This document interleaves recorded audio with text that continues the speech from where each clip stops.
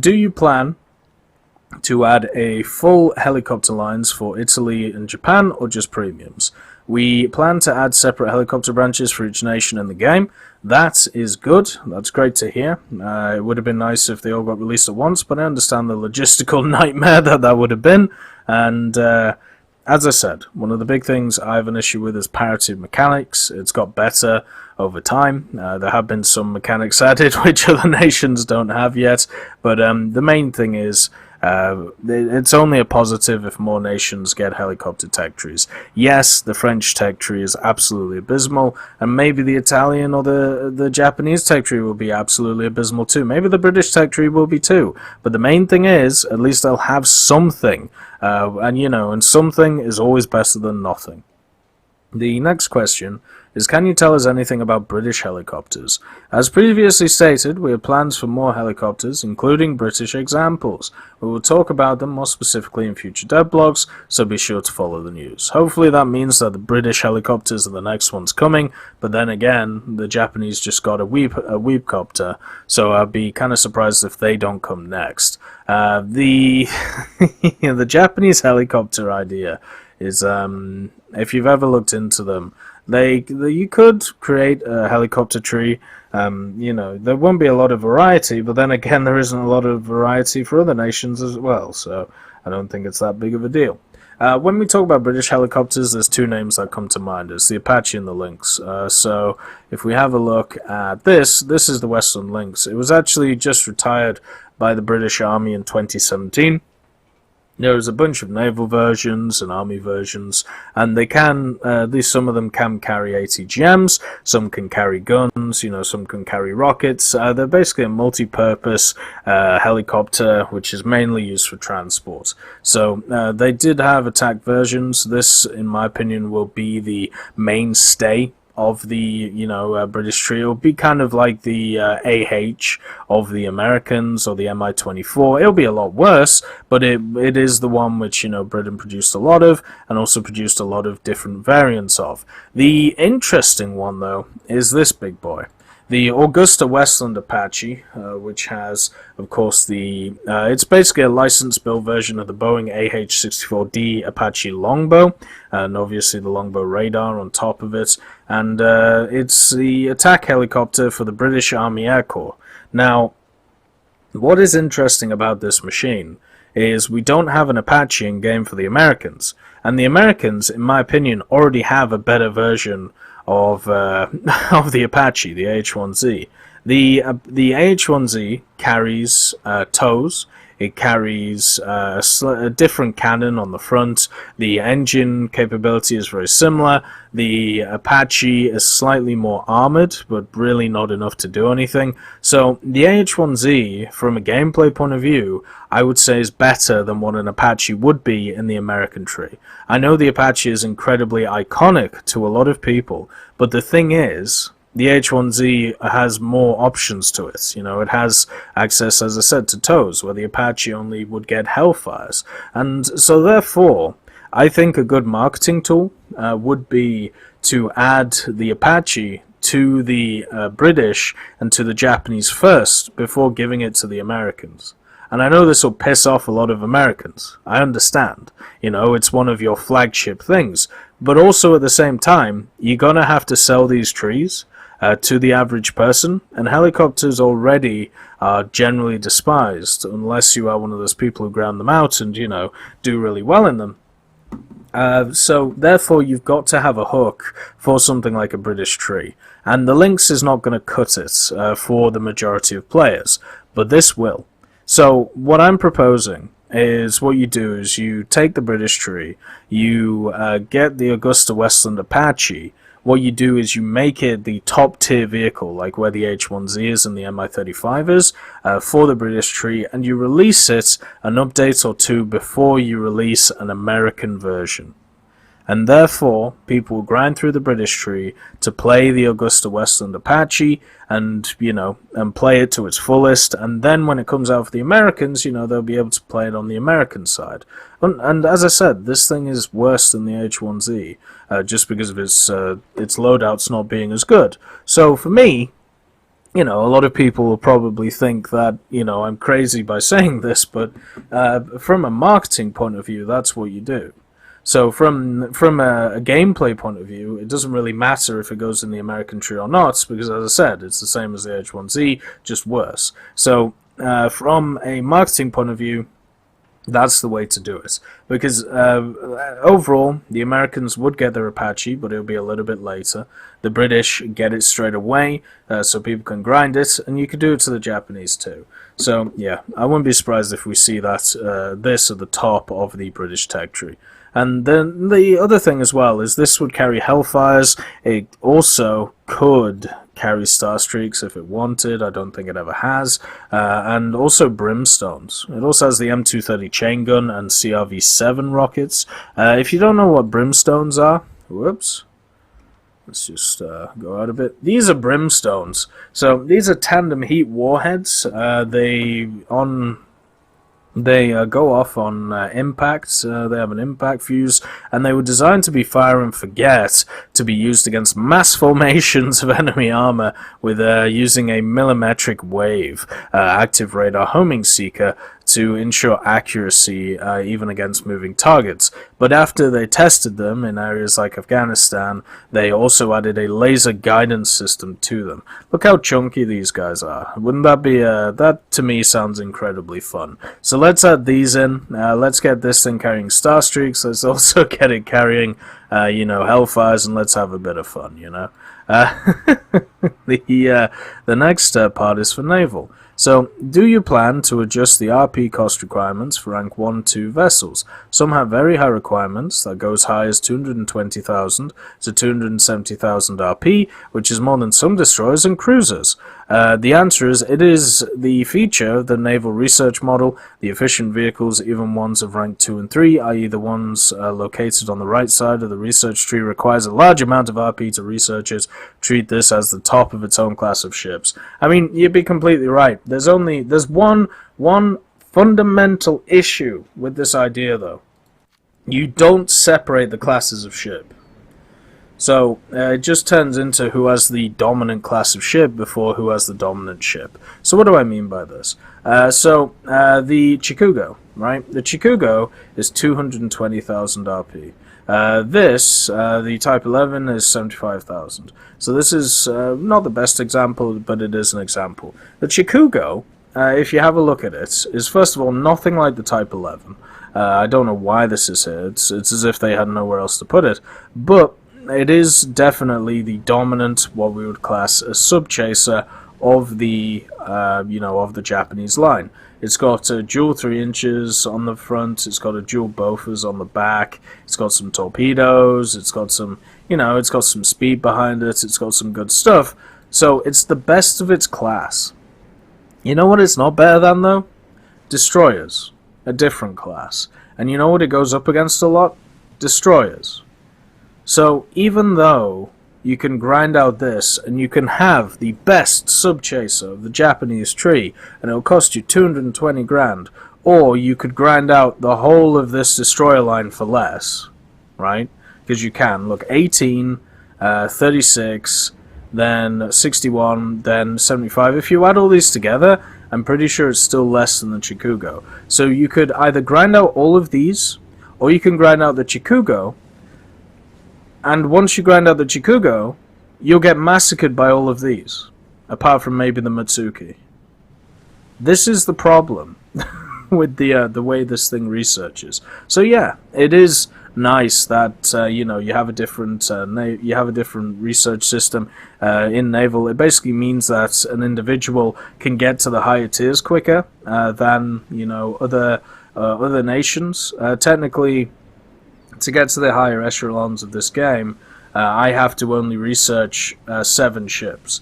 Whereas if I want to do it, let's say in the army, I have to research, at least 1, 2, 3, 4, 5, 6, 7, 8, 9, 10, 11, 12, 13, so about 14, and that's not excluding creating lineups as well. So you can see it's it's 14 or 15 or even more than that against 7, right? So yeah, you can see that this is the big advantage of the naval stuff.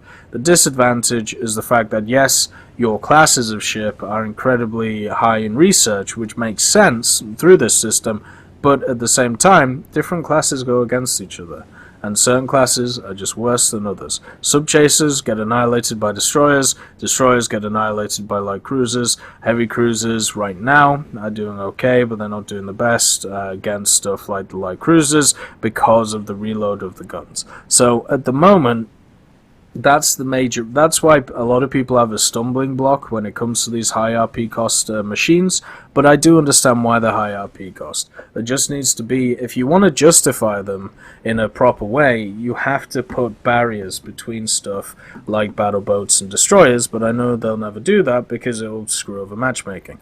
The next question is, can you tell us anything about new game modes, objectives, or events for naval battles? Perhaps the return of a convoy mode. The answer is we are developing a couple of new modes for naval gameplay. As soon as they are ready to be released at the right quality level, we will talk about these modes or implement them in form of test events on the production server. Wonderful stuff. So what they'll do is they'll do weekend events, so you can test out the game modes. So that's why it is important to play in those weekend events, so you can actually test new theories, test new ideas. So yeah, make sure to make sure to do that. The next one is, how do you rate the number of aircraft in naval battles? In some cases, players prefer heavier fleet, for example destroyers, and get to the point of a battle where there is already a lot of enemy aircraft in the sky. In such conditions, the life of a ship is pretty short. In this, the way it should be, or is it worth paying attention to the situation? The answer is we are constantly analyzing statistics, including statistics from naval battles. Aircraft efficiency is at the moment at an acceptable level.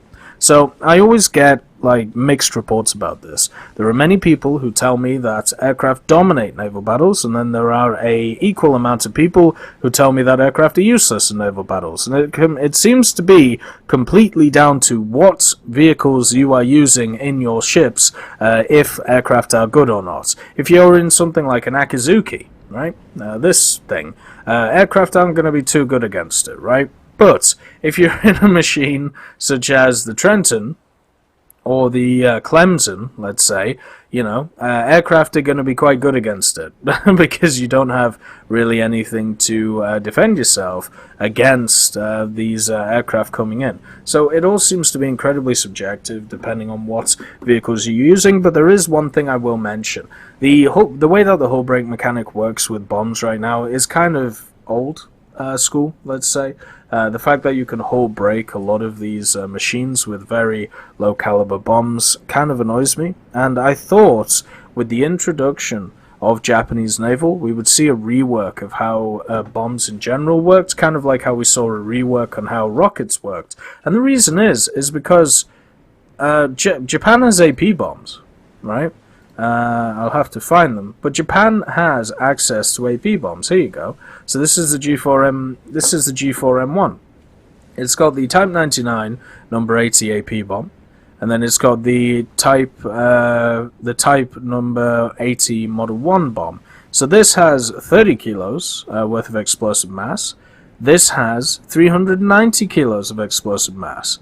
There is no reason to take the AP bomb over the big bomb on the G4, just because of the way that the bombing mechanics work right now in War Thunder. So it would be nice, I thought what would happen is that, as I said, when Japanese naval came out, we would have some kind of we would have some kind of change to the way these bombs worked, because of the fact that we have so many AP bombs which are available for the for the Japanese, but it just never happened.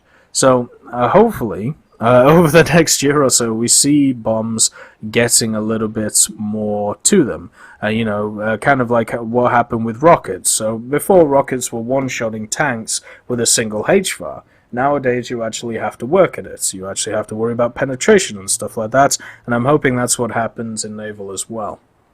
The next question is, should we wait for Monitor class of ships, e.g. the USS Monitor, this year, or basically wait for them in the game? The answer is basically you can wait for it, so that's not really a conclusive answer. Monitor class ships. So these are weird ships in my opinion. So this is a Monitor class. A Monitor class, it's basically a small warship which isn't really quick, it doesn't have a lot of armor on it, but it has crazy massive guns on it. So this is the HMS Roberts that you see before you. It has a dual set of 15-inch guns, right? So this is a small ship that has access to two 15-inch guns on the front of it. It's insane. But the Roberts and also its sister ship, because this is part of the Roberts class, they do have quite a disproportionate amount of AA. So this thing doesn't just have two 15 inches, it also has 8 4-inch 100mm guns, which are set in for dual mounts. Then it has 16 sets of 2-pounder pom-pom guns. It has 8 singles and 4 dual sets, and then 20 20mm Oerlikons. So this thing isn't just, something which has two 15 inches on it. It also has access to a bunch of other secondary armaments as well, and a lot of Monitor ships are like this, and I think these could easily, fit in game. They would go alongside destroyers, but I think they would get mauled by destroyers, if I'm being honest, just because of the amount of firepower that stuff like the Brooklyn and also the Tiger can put out in their cruiser form. So yeah, it's kind of cool that this type of ship existed. It seems like the majority of nations at least tried building something like this. Even the German World War II pocket battleship idea, I suppose, is kind of along the same line of what a Monitor class was supposed to be. But yeah, it would be nice to see these in game alongside some other ones instead of just going bigger and bigger and bigger. The next one is the Japanese cruisers, especially the top ones, are not credible. What kind of new vehicles can we expect? Is it possible we may see a cruiser like the Megami and its variants in light and heavy execution? The answer: at the time of the question, the efficiency of heavy cruisers with 8-inch artillery is slightly lower than we expected, including due to some specificity of the ship's damage model and some issues, specifically fuses of armor-piercing shells and internal structure of ships in the game. Now, these changes have already been released on the main server and we analyzed the statistics and general gameplay changes. However, we are also looking on better Japanese ships with more powerful ones. So, me Japanese aren't good enough. Give me bigger stuff. Wow, I've never heard that before. Me Abrams ain't good enough. Give me the M1A2. The Challenger isn't good enough. Give me the Challenger 2. Where's my Leopard 2A5? Yeah, all of these wonderful ideas definitely end well. So yeah, let's just keep going bigger, and let's see how that works well. And then they'll just add in anti-ship missiles and make all of your machines completely useless. The last few questions are: USSR, USA, Britain, and Germany have possible setups with 3 vehicles at each rank for the same battle rating. At the same time, France, Italy, and Japan, only in ground vehicles, have big gaps in the middle of the research trees, or just one vehicle, or even no vehicles at the particular BR. Will attention be paid to this problem? The answer: historically, gaps were present in reality, which is reflected in the game, but we always strive to fill the gaps practically. Yeah, I agree with this, and I'm fine with this. I've said before, even for the Japanese, right, I was completely fine with cutting the Japanese tree off at rank 3. This was before modern MBTs were added and stuff like that. So basically, oops, sorry about that. Let's just make sure. Are you still working? Yes, you are, right, good stuff. If you have a look at the Japanese army tree, I advocated for it to just be cut off here. Right? Or even cut off a bit earlier. So get rid of the Chiri 2, get rid of the monstrosities of the whole reproduction, and make it so, you just cut it off here. Because there's no need for all of the American stuff, there's no need for any of the stuff like the Type 60 ATM, just cut it. And then, obviously they added in the modern stuff, the modern MBT stuff, So why not, have it so you just cut rank 5 and then you just have a rank 6 area? That could have worked very well for this tree. But understand, there are major nations in this game and there are minor nations. And the reason for this is because in real life there are major nations in real life and there are minor nations if we look at the 21st century. So understand that some nations are going to have more vehicles than others. They're going to have more designs. They're going to be more interesting stuff. And also the fact is, only one side won World War II. Both sides did not come out rosy of World War II, meaning that people like the Italians definitely struggled when it came to tank design, even post-World War II. So same with the French as well.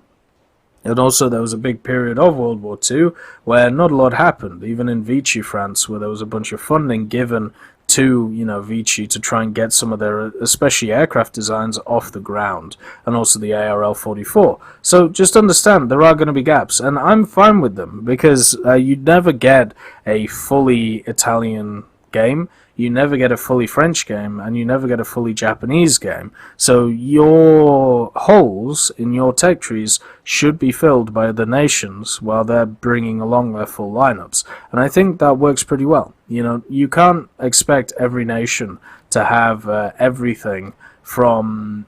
you can't expect every nation to fill every hole, especially if you have my idea where I don't like repeat vehicles. Like, I don't like the idea of the 75 Jumbo. I don't like the idea of the 75 M4A1.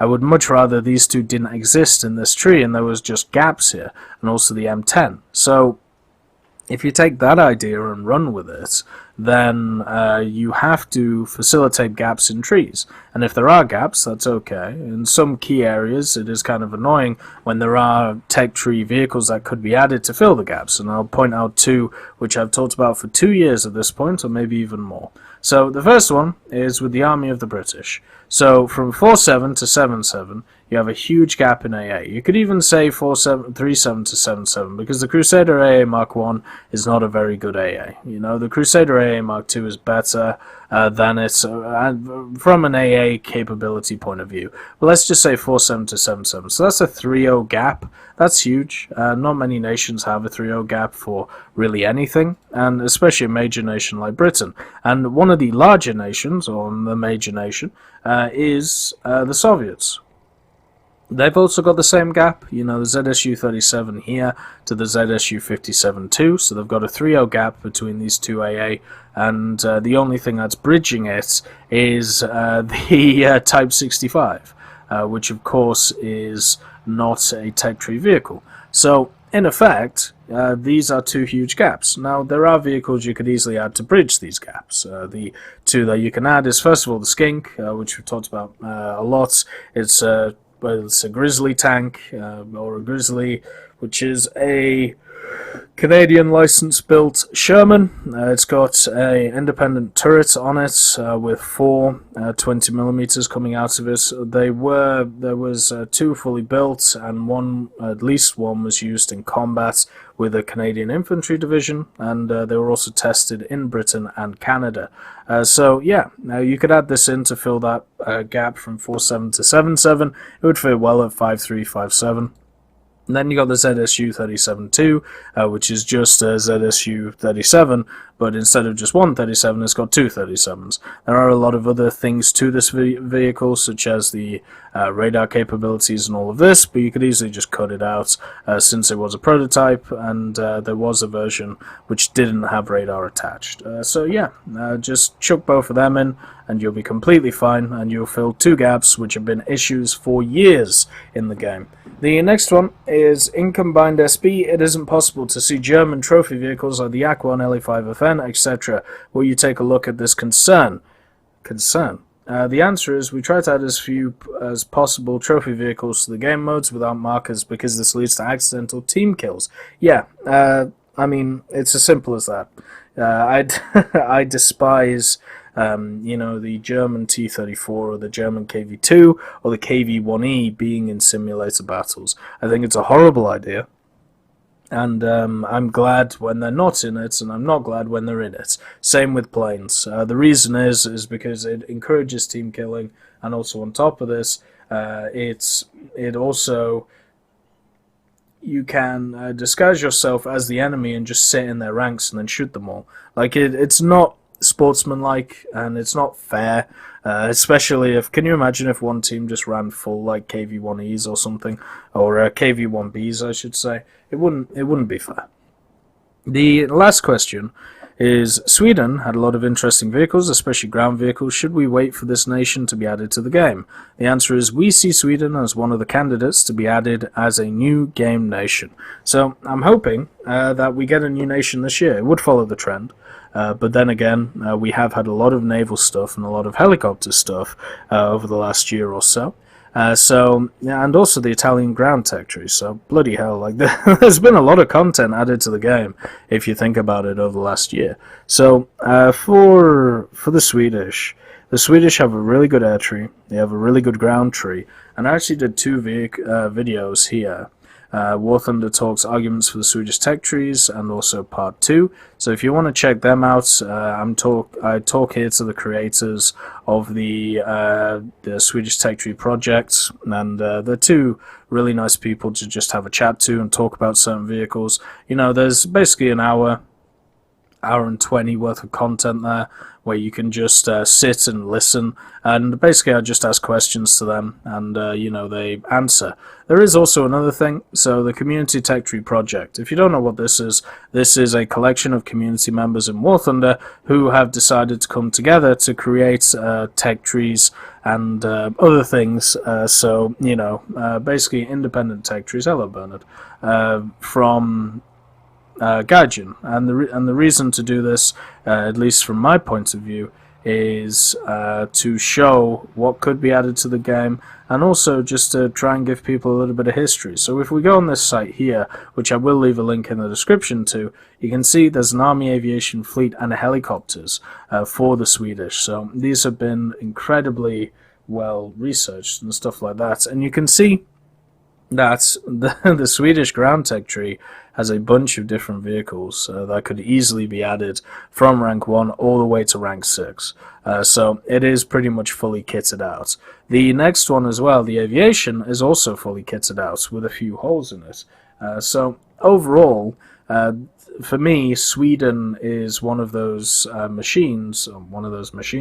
of those countries which definitely looks like it is going to be one of those nations which is going to be in game. Just because it has a fully fledged air tech tree, it has a fully fledged army tech tree. The only issue it has really is its helicopters, because even with its naval stuff, you know, it does have a lot of naval as well going alongside of it. You can see here, you know, a Swedish Navy tech tree. So for me, for a nation to be in game, as long as it's not one of those nations which I talked about with the idea of it being a branch off of another tree, so kind of like how helicopters are. Like the Israelis would work really well with the Americans on that, but Sweden being its own independent tech tree, you know, it has all of the aircraft, it has all of the ground vehicles, it has all of the naval stuff. All it needs now is the helicopter stuff, and it would be perfect. And also on this, you know, you have Yugoslavia, the Commonwealth, you've also got Switzerland and places like that. So if we're talking about a nation which could be added to the game, Sweden is massively up there. For me, I'm very much a fan of Romania and Hungary, but those could be residual trees to the German tree. So for me, the next major nation I can definitely see happening is the Sweden or Swedish nation coming to the game. Hopefully you can enjoy all of the research that these guys have done. I think it's absolutely wonderful what they've done. I'm very happy to be able to show it to you guys, and make sure to, you know, follow the links and see it for yourself, so you can learn a bit of information about all of these machines which are available for the Swedes. So yeah, that is the whole Q&A done. There's a lot of interesting information here. It's nice that they've covered all different topics. They've covered ground, air, helicopters, and also naval, and also other stuff. That to me is the way to do it going forward. You know, do a little bit of everything to make sure that whatever you play in War Thunder, you get a little bit of stuff, you know, going forward. Anyway, I hope you all have a wonderful day, and I'll see you next time. I'd just like to thank B. Young, Blackie, Daniel Stanton, John Reinman, Leonard Rudnick, Martinez, Matati, Moxie, Nick Graham, Alobrilo, Super Cacti, Elove Goats, and Seductive Trashcan for supporting the channel.